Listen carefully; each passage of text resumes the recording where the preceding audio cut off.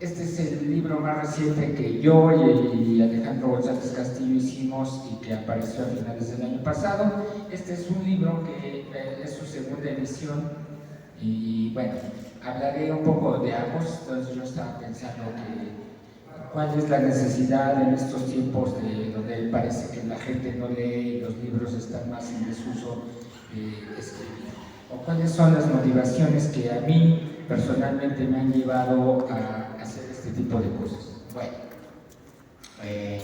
como eso me lo estaba preguntando, y bien, hay gente que escribe, que hace ficción, que hace literatura, cuento, narrativa, crónica, y bueno, creo que lo que ellos quieren hacer es, aparte de hacer una expresión, pues quieren afectar un poco a las personas en el sentido de transmitirles sus sensaciones, sus emociones, compartirles cosas.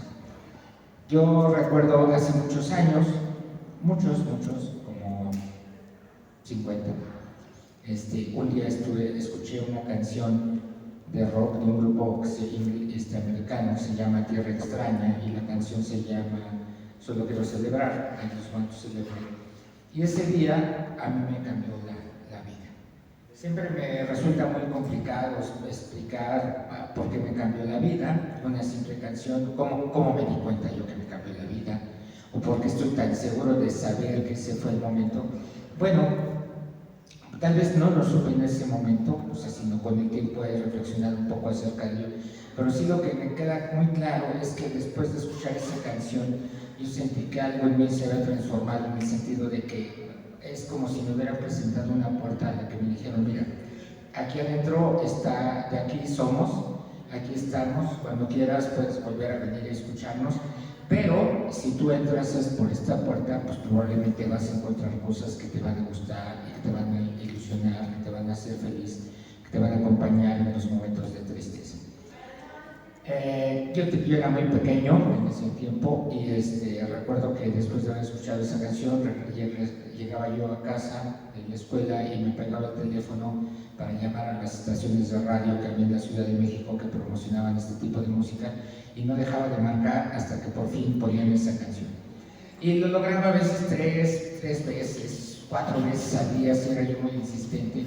Y pues yo no tenía, si bien nuestra situación en casa no era complicada, pues sí habíamos más hermanos y los discos no era una cosa que se comprara seguido. Entonces, ya un día logré juntar, creo que no comiendo una semana en la secundaria, y entonces cuando que ahorré me pude ir a comprar el sencillo del grupo, de ese Tierra Extraña. Y entonces pues venía el problema de ahora dónde lo toco, porque el tocadiscos, la consola de la casa, pues era una propiedad familiar y esta estaba resguardada férreamente por mis padres. Entonces chamaco tonto, deja si no sabes cómo funcionan los aparatos. Entonces había que esperar a que alguno de los adultos me hiciera el favor de poner el disco y escucharlo. Pero obvio, después de que lo escuchaba una vez decía, bueno, ya estuvo, y si decía ándale otra vez, bueno, a lo mejor cuando descendían era la segunda vez. Ya cuando pude aprender a manejar el aparato y me lo permitieron, bueno, pues la seguí escuchando con mayor frecuencia. Y esa fue la puerta de entrada. Después yo empecé a buscar más cosas. Me topé con una revista que se llamaba Conecte en ese tiempo, y también fue como alimentar nuevamente esta entrada a un mundo que yo desconocía completamente. Y me di cuenta de que el rock en ese momento ya lo identificaba, me estaba llevando a diversos lugares, que era como por ejemplo el mundo de las imágenes con las películas, el mundo de las letras con la literatura, y también pues otras, a veces el teatro, artes plásticas, cosas de esas. Bueno, hay un momento también en la vida que yo empecé a escuchar mucha más música, más, convertirme en un animal, así que hasta la fecha, el animal que soy, que consume mucha música al día. Pero hubo un momento en que yo, cuando leía esa revista que era Conecte, que además era la única que existía en ese momento, yo la leía y decía, yo quiero escribir de música, yo quiero escribir de música. Y yo llegué a la universidad, ya mi devoción por el rock era muy grande, era muy difícil comunicarse en ese tiempo con los compañeros, porque el rock estaba proscrito en México. Entonces a veces siempre que les decía, ¿qué música te gusta? Yo decía el rock, y siempre decían, el rock pesado. Cada vez que a mí me decían el rock pesado, a mí la sangre se me hacía más espesa y me enervaba, porque decían, no, hay otras formas de hacer rock y no nada más es rock pesado. Pero pues toda la gente, o sea, todos mis compañeros de la prepa o de la universidad decían, rock pesado. No, ellos no podían asumir que yo no era el pesado, sino que ellos eran unos fresas. Y siguieron siendo fresas por toda la vida. Pero bueno, ese es su problema. El chiste es que, pues, cuando yo decía, yo empecé a estudiar en la universidad, decían los profes, pues ya saben cómo es uno de estudiante, en realidad los profes no les hacen mucho caso, ¿no? No entran a la universidad, hacen lo posible, pues pasar las materias, porque sale uno creyendo que de ahí de verdad lo que uno estudie le va a permitir sobrevivir en el futuro. Bueno, pues resulta que a pesar de que yo no era tan buen estudiante, pues sí me ayudó a sobrevivir en el futuro. Pero había un profesor en particular que decía, especialícense en lo que quieran, pero especialícense. Y pues yo dije, está bien, yo me voy a especializar en escribir de música. Por una circunstancia muy particular, uno de mis compañeros resultó que tenía un hermano que escribía en una revista que se llamaba Acústica, y un día se me ocurrió decirle, oye, pues dile a tu hermano que si no hay modo de que le haga yo un texto para escribir, y para la revista.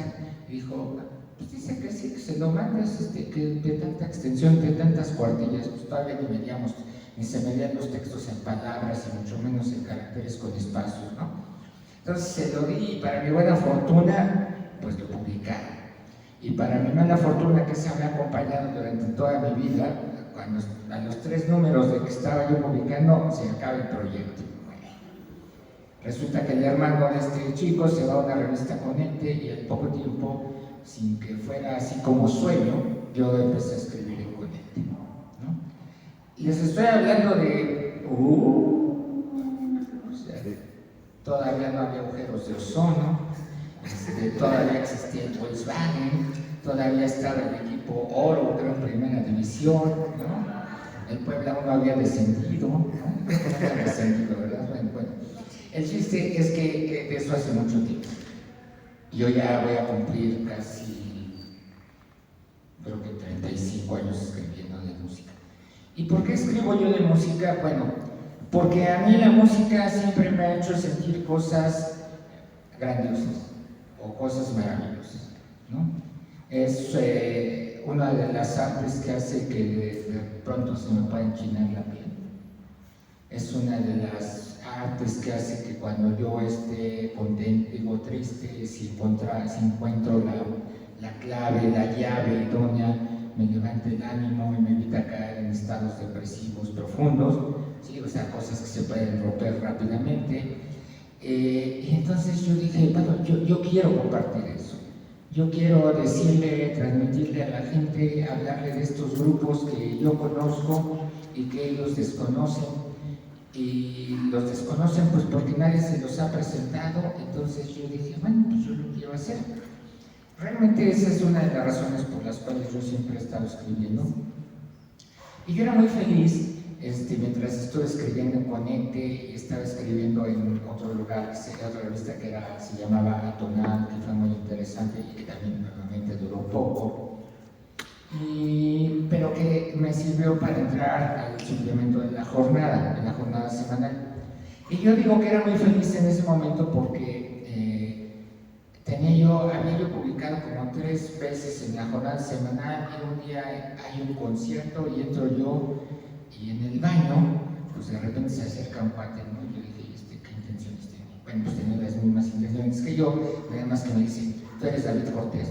Y yo, bueno, no había redes sociales, hay que aclarar, entonces yo dije, ¿quién sabe cómo demonios se enteró que yo soy David Cortés? Y le dije, pues sí.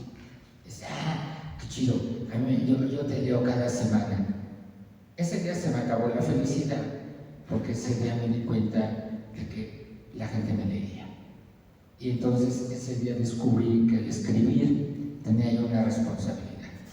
¿De qué tamaño? pues yo no la dimensionaba todavía, y creo que a lo largo de estos años esta responsabilidad ha ido teniendo sus altibajos. O sea, nunca ha decaído tanto como para que yo la pierda, pero ha habido momentos en que se vuelve más intensa y a veces me parece como insoportable. Insoportable en el sentido de que me presiona, me abruma, no me deja dormir, me hace estar pensando siempre en música. Yo sé que a ustedes van a decir, qué tipo tan más exagerado, ¿no? O sea, si hay más cosas en la vida. Pues sí, definitivamente hay más cosas en la vida, pero resulta que yo, sin ser músico, a lo mejor comparto con los músicos ese hecho de que ha sido este arte de las notas, los sonidos y el silencio lo que le ha dado sustento a mi vida, ¿no? Ya sé que suena un poco dramático, pero forma parte como de la charla, ¿no? Es así para que atrapar la atención y que ustedes no se me duerman, por favor. Entonces, bueno, pues así he estado yo en estos tránsitos, y hay un punto al llegar 1997 que pues yo ya era un nacido asistente al Tianguis del Chopo, siempre he sido un comprador compulsivo de discos, sigo siendo un comprador compulsivo de discos, sigo siendo un comprador menos compulsivo de libros, un alto consumidor de películas piratas, tengo que confesarlo, porque si no, pues no me alcanzaría para todo. Y hay un momento en mi vida en que, andando en el Tianguis del Chopo, yo dije, bueno, pues creo que ya puedo hacer un libro. De que puedo hacer un libro, a mí siempre me ha gustado el rock progresivo, el jazz rock, la fusión, la música experimental, y dije, pues voy a hacer un libro de rock progresivo en México, y así fue como me propuse hacer este libro de El Horror Mexicano, ¿no? Que es un libro que yo creo que es uno de los primeros libros que se hizo en la literatura del rock mexicano, que se especializa en una corriente determinada, como en este caso la psicodelia, el rock progresivo, la fusión y todas las corrientes experimentales. Esta segunda edición pues ya abarca de 1997 al año 2017, estamos hablando de un chorro de años, ¿no? De muchos grupos, cerca de 500 grupos que aparecen allí. Pero yo reconozco que es un libro que es como de alguna manera lo que nosotros llamamos como de nicho, en el sentido de que va dirigido más específicamente a las personas a las que les gusta este tipo de música. Yo creo que debería de ir dirigido, yo creo que va dirigido para todos. Lo que pasa es que a veces los nombres y las etiquetas se expanden.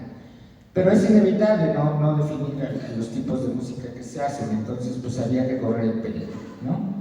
De todos modos, si ustedes se animan y le entran, la ventaja es que ahora cada de estos grupos de nombre marciano que se van a encontrar, así como Culto Sin Nombre, o como Arteria, o como Cabezas de Cera, o como Somaxoma, pues lo pueden buscar en YouTube, y en 30 segundos ustedes ya pueden estar escuchando el disco completo de YouTube.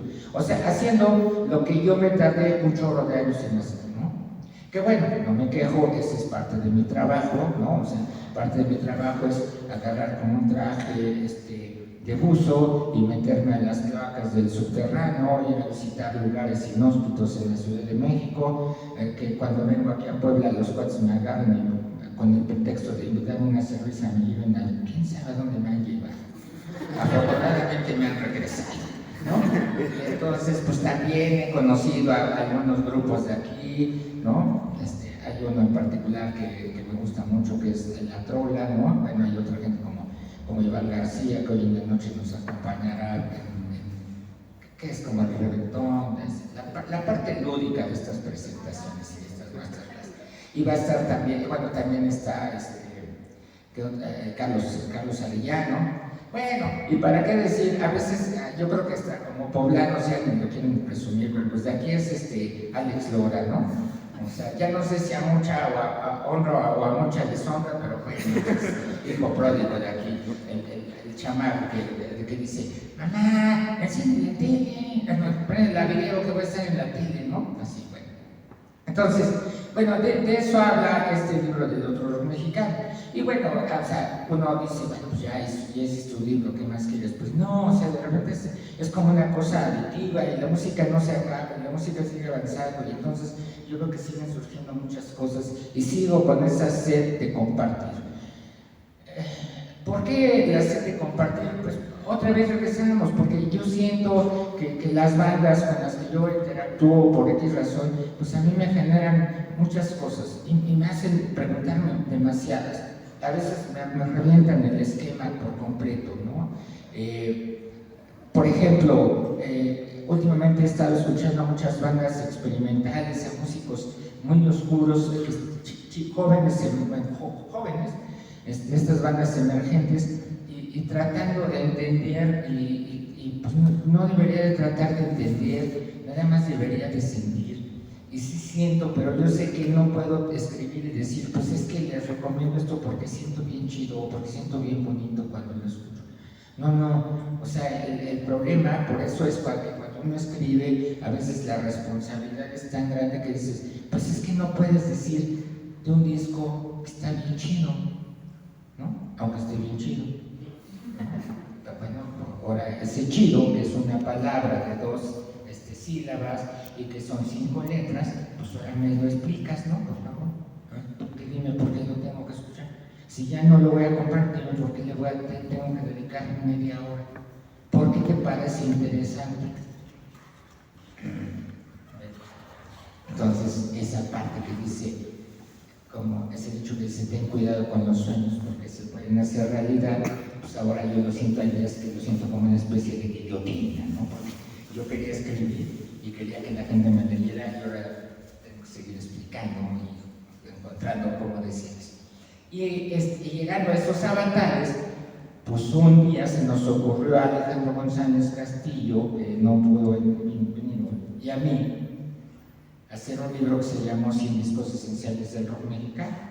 Y todo iba bien, todo estuvo bien. El libro se hicieron 3,000 ejemplares, el libro se agotó, pero el Alejandro, que estará dentro de 8 días por acá por la ciudad, porque haremos una nueva presentación del libro, empezaba y decía, oye, ¿por qué no hacemos una segunda parte? Y yo le decía, no podemos hacer una segunda parte, eso es falta de seriedad. ¿Cómo vamos a hacer una segunda parte? Sería como hacer John Wick 25, ¿no? A propósito de o algo no duro de matar 40, no. Total, que un día, esto lo cuento no porque les interesa en realidad, sino porque fue como el detonador de por qué surgió este libro. Yo entré al hospital a que me hicieran una operación del apéndice, todo salió súper bien. Lo que no salió súper bien fue que en el hospital quién sabe qué maldito virus se me pegó y a los 2 días tuve que regresar y estuve en coma como inducido 10 días, ¿no? Entonces, pues, cuando yo desperté fue así como, primero regresenme mis 10 días, segundo, díganme de qué me enfermaron, porque pues yo tengo que decirle a quién me enfermaron.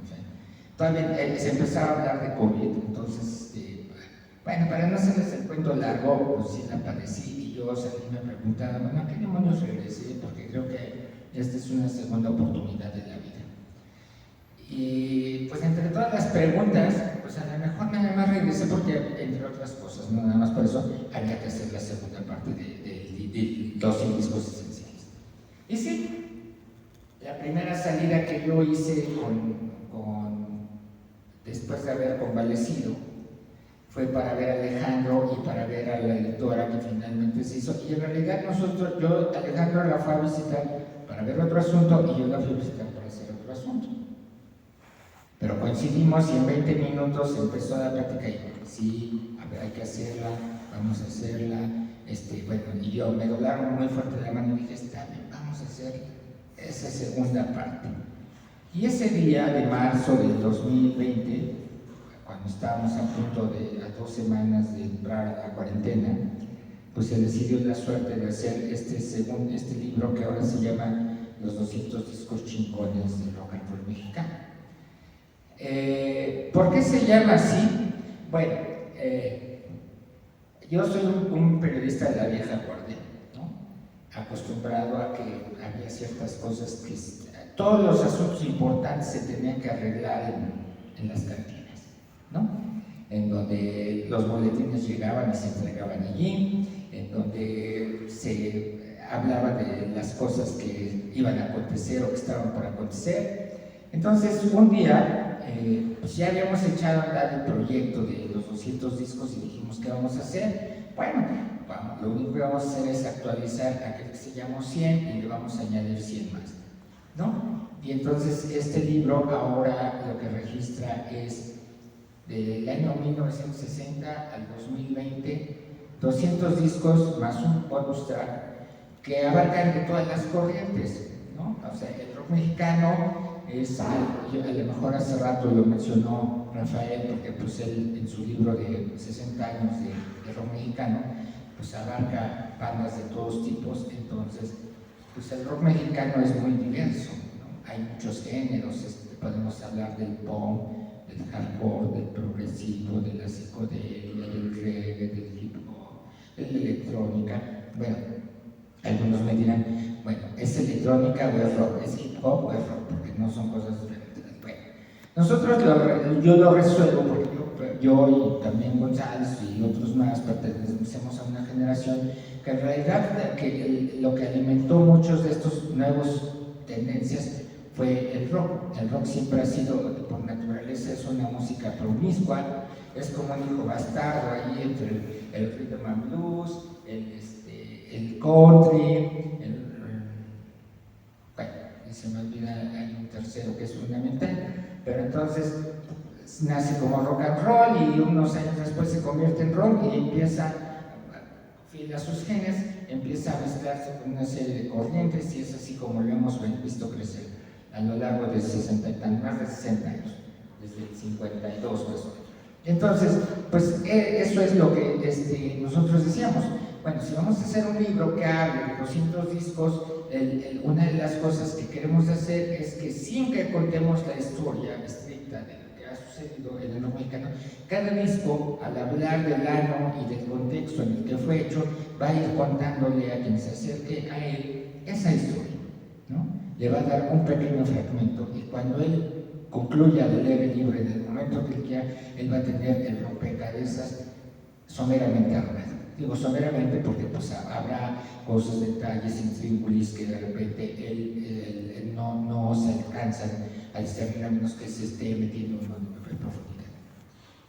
¿Cómo elegimos los discos? Bueno, pues ambos somos gente que escuchamos música 24/7, de todo, les digo que es como una enfermedad y pues hemos escuchado muchos discos y tenemos muchos discos, él tiene más que yo o yo más que él, no lo sé, y entonces pues hicimos nuestra selección de discos, ¿no? Y luego, pues ¿cómo hacemos, cómo buscamos a la gente que nos va a ayudar? Pues hagamos, obvio, pues en el camino hemos hecho a muchos amigos y conocidos, entonces, pues ¿qué te parece si invitamos a los amigos periodistas que conocemos? ¿Qué te parece si invitamos a los coleccionistas que conocemos, a los músicos con los que tenemos mayor trato, ¿sí? A los melómanos, ¿no? Y entonces así estructuramos una lista de 56 colaboradores. ¿Por qué hago hincapié, bueno, en el número? Porque este es el libro que más colaboradores tiene hasta en la historia del rock mexicano. Durante algunos años hubo un libro que se llamaba Crines, ¿no? Que compiló Carlos Chimal, ¿no? Y durante años ese fue el libro que más colaboradores tenía. Entonces nosotros no es que quisiéramos romper el récord, es que simplemente al momento de buscar colaboradores buscábamos a aquellas personas que pudieran estar más cercanas a los discos, ya fuera por tiempo, por el momento que habían estado, ya fuera porque habían estado involucrados en algún aspecto de ese disco, o ya fuera simplemente pues porque nos lo hubieran pedido, ¿no? Los discos no los eligieron los colaboradores, los discos los elegimos los compiladores y se los asignamos a los colaboradores y ellos súper amablemente aceptaron, ¿no? Creo que para la mayoría fue una tarea pues porque nos la han comentado, pues que les dio mucho gusto hacerla, les encantó. Algunos ya ver el libro completo, pues otra vez les devuelve esa cuestión de recordarles la existencia de un disco o de darles a conocer alguno nuevo, ¿no? Porque también un detalle es que no se crea que aquí están representados únicamente discos de compañías importantes transnacionales, ¿no? No, nada de... Sí están sellos como EMI, Sony, Ariola, Polygram, pero también hay muchos sellos independientes como Intolerancia, Fanarte Latino, Discos Dodor, Discos Rocotitlán, etc., ¿no? Nosotros no fuimos muy inclusivos en ese sentido, de tratar de no dejar fuera a ningún género, porque tampoco se trataba de hacer el libro de lo que le gusta a David Cortés, Alejandro González Castillo y sus 56 secuaces, ¿no? O cómplices, no. O sea, lo que nosotros buscamos hacer, y creo que sí lo logramos, es que cuando la gente lo vea, se dé cuenta de esa vastedad que hay en el rock mexicano, de que descubran que va más allá de lo que les ha dicho que es, ¿sí? Y de que tengan esa curiosidad de acercarse, ¿no? Cada uno de los textos me parece que en ese sentido es como una invitación constante a abrirlo, a seguirlo, a escucharlo, ¿no? Y de verdad, nosotros cuando lo estábamos haciendo, independientemente de que la pasión, el gusto, la verdad es que cuando leíamos los originales y los corregíamos, aquellos que había que corregir, pues empezamos a poner el disco o el otro disco y era así como reencontrarse, y no en una cuestión de nostalgia, sino en una cuestión como de decir y de asumir, hemos construido algo importante, hemos hecho esto que queremos que sea reconocido, y si no nos lo van a reconocer los demás, en una actitud muy punk, nosotros queremos que sea reconocido. Para nosotros, y digo para nosotros, no nada más los compiladores, sino también todos los que están ahí escribiendo, o sea, el rock mexicano es una cosa muy seria, el rock mexicano es una cosa que necesita ser reconocido y valorado debidamente. Y yo a veces me gusta, no sé si en un plan exagerado, pero sí que es una arte que debe de dignificarse, porque se ha hecho mucho trabajo en él, y un trabajo muy importante, y hay ocasiones en que este trabajo ni siquiera es conocido en las propias fronteras del país, ¿no? Aquí hay grupos que nunca han grabado para un sello transnacional, es decir, nunca han tenido acceso a un programa, una entrevista de televisión, sí a programas de radio especializado, ¿no? Jamás han llegado al Auditorio Nacional, jamás llegarán al Foro Sol, ni siquiera han pensado tocar en el Teatro Metropolitano, y sin embargo en el extranjero tienen muy buen cartel, han sido objetos de revisiones completas de su discografía, ¿no? Sí, y ese es un detalle que en muchas ocasiones pues la gente o la mayoría de la gente no conoce. Bueno, como no es su problema, pues bueno, nosotros lo único que hicimos fue, pues vamos a acercarle a esa gente que esté interesada en el rock mexicano, pues esto. No es que les queramos iluminar el camino, es simplemente nosotros somos una especie de exploradores, de aventureros que nos hemos internado en aquellos caminos que probablemente los demás no quisieran hollar porque se ven oscuros, porque están cochinos, porque están lodosos, y tienen toda la razón. Entonces, pues nosotros lo único que hemos dicho, sí, mira, puede ser muy mugroso, cuando salgas de allí vas a traer los pantalones llenos de grasa y lodo, pero te vas a divertir mucho y no te va a pasar nada allá adentro. Si tú le pones oído a este disco, júralo que ni te va a dar no te vas a infectar de malaria, no te va a dar tinnitus, no te va a dar nada malo, ¿no? Lo único que te puede cambiar es un poco la percepción de lo que es la música en México. Ese fue el motivo, es una de las razones por la cual existe este libro de los 200 discos chingones del rock and roll mexicano. Ahora, pues ¿por qué lo de chingones? Pues porque por ponerle el título a las cosas, nombrar a los hijos es complicado. Entonces, otra vez, en una sesión donde estábamos así ya un poco desesperados porque el proyecto como que no avanzaba, al menos de la parte ya editorial que tenía que echar a andar todo para que se empezaran a hacer la producción del mismo, pues decíamos, bueno, ¿y cómo se va a llamar? ¿Cómo le vamos a poner? ¿No le vamos a poner 200 discos esenciales del rock mexicano? Y entonces estábamos tomándonos una cerveza, Alejandro y yo, y de repente dije, pues es que ni modo de que le pongamos 200 discos chingones del rock mexicano. Y se vuelve y me dice, pues a mí no me disgustaría. Y bueno, si a ti nos disgusta, pues entonces lo único que tenemos que investigar es que no tengamos ningún problema para distribuirlo, porque si por ponerle la palabra chingón nos van a negar el acceso a las principales librerías, si a alguien le interesa llevarlos a las librerías, pues mejor no lo hacemos.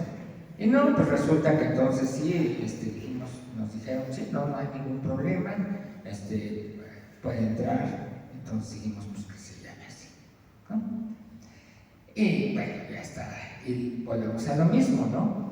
O sea, pues no nada más porque yo diga que el disco es chingón, pues ya es chingón, pero aunque sea chingón, digo, y no espero orgullo, sino que había que explicar, pues por qué es chingón.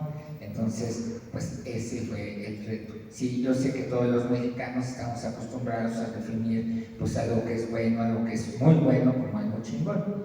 Y pues en una plática de amigos, entre amigos, pues esto es muy válido. Dice, ¿qué tal estuvo? Estuvo bien chingón.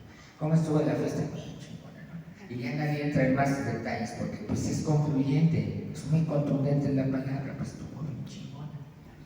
Pues sí, pero para esto no era así de fácil, ¿no? O sea, ¿cómo le explicaba a alguien que el disco simplemente del Tri, pues verdaderamente es chingón, ¿no?